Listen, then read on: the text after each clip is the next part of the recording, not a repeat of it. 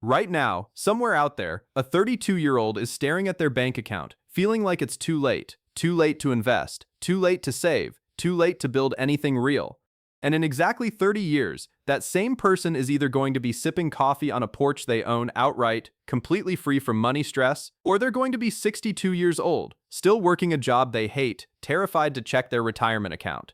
The difference between those two futures isn't luck. It isn't some secret inheritance. It comes down to one decision, made right now, in your 30s. So let's talk about what your life actually looks like if you start building wealth today. Picture this. You're 31 years old.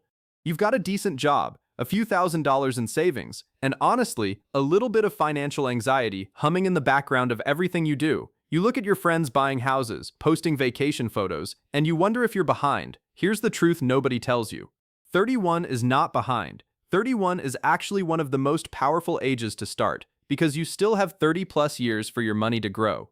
And growth, real growth, is not about how much you start with. It's about how long you let it work. So let's say you start small. You open an investment account. You automate $200 a month into an index fund. It doesn't feel like much. Some months you barely notice it leaving your account, but something is happening in the background that you can't see yet. Your money is beginning to compound.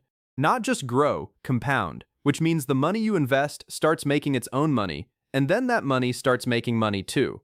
Fast forward 5 years, you're 36 now. That $200 a month became $400 because you got a couple of raises and decided to increase your contributions instead of inflating your lifestyle every time. You paid off a credit card. You built a real emergency fund, 6 months of expenses, sitting quietly in a high-yield savings account, untouched. For the first time in your adult life, an unexpected car repair or medical bill doesn't send you into a panic. You just pay it and move on with your day. This is where something interesting starts to happen. The financial stress that used to sit in the back of your mind constantly, it's quieter now. You sleep better. You argue less with your partner about money. You start making decisions from a place of security instead of fear. That shift is not just financial, it's emotional, it's mental. Building wealth in your 30s isn't just about a bigger number in an account, it's about buying yourself peace. Now let's jump to 41, 10 years since you started. Your consistent investing, your refusal to lifestyle creep every time you got a raise, your decision to automate everything so you never had to rely on willpower, it's paid off. Your portfolio has crossed 6 figures, not because you got lucky on some meme stock, not because you timed the market perfectly, simply because you showed up, month after month, year after year, and let time do what time does. You bought a home in your late 30s, not because you rushed it, but because you had the down payment ready when the right opportunity came. You're not house poor. You're not drowning in debt to keep up appearances. You built margin into your life, and that margin is the difference between surviving and thriving. Let's keep going. You're 48 now. Your kids, if you have them, are starting to think about college, and instead of panicking, you already have a plan in motion because you started a fund for them years ago.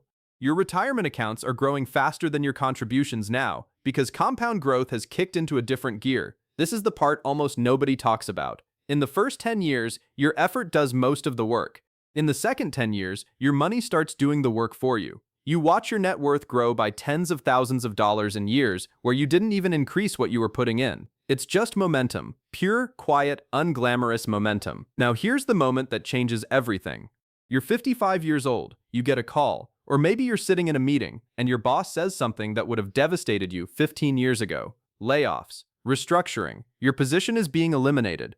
And instead of your stomach dropping into the floor, instead of panic, instead of desperation, you feel something unexpected, calm, because you don't need this job to survive. You have options. You have a financial cushion built over 2.5 decades of consistent decisions.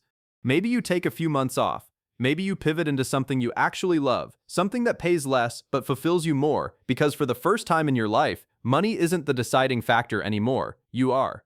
Now compare that to the other path, the one where 31-year-old version of you decided it was too late, too complicated, too overwhelming to start, where every extra dollar went to convenience, to keeping up, to instant gratification instead of long-term freedom. That version of you is also 55 now. But when that layoff call comes, there's no calm, there's panic, there's the sick realization that decades passed, and there's nothing to show for it except stuff, furniture, clothes, vacations that are now just photographs, no safety net, no options. Just the terrifying math of needing another job, any job, immediately, because the alternative is losing everything. Same starting point, same 31 years old, same income, roughly. Two completely different lives, built entirely on what was done with the years in between. Let's go back to the version of you who started. You're 62 now. Most people your age are anxiously calculating whether they can afford to retire, whether Social Security will be enough, whether they'll have to work into their 70s just to survive. You're not doing that math with fear. You're doing it with excitement. Your portfolio, built from decades of unremarkable, boring, consistent investing, has grown into something that would have seemed impossible back when you were 31, staring at your bank account, wondering if you were already too far behind. You walk out onto that porch, coffee in hand, no alarm clock waiting for tomorrow, no dread about Monday. You spend your days how you choose, not how a paycheck forces you to. Your kids are grown, financially educated because they watched you build this, not through lectures, but through example.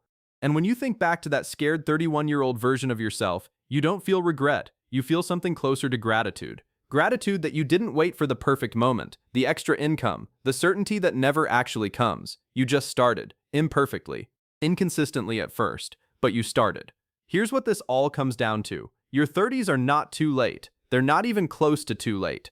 They are, statistically, one of the most valuable decades you will ever have for building wealth, because time is still on your side in a way it simply won't be later. The version of you at 62, sitting on that porch with real freedom, or the version of you making that same panicked call to another employer, terrified about money, that split happens now, not someday, now. So if you're in your 30s right now, feeling behind, feeling like everyone else already figured it out, hear this clearly. You have not missed the window. You are standing right in the middle of it. The only question left is which version of 62 you're building. One decision, 1 month, $1 at a time.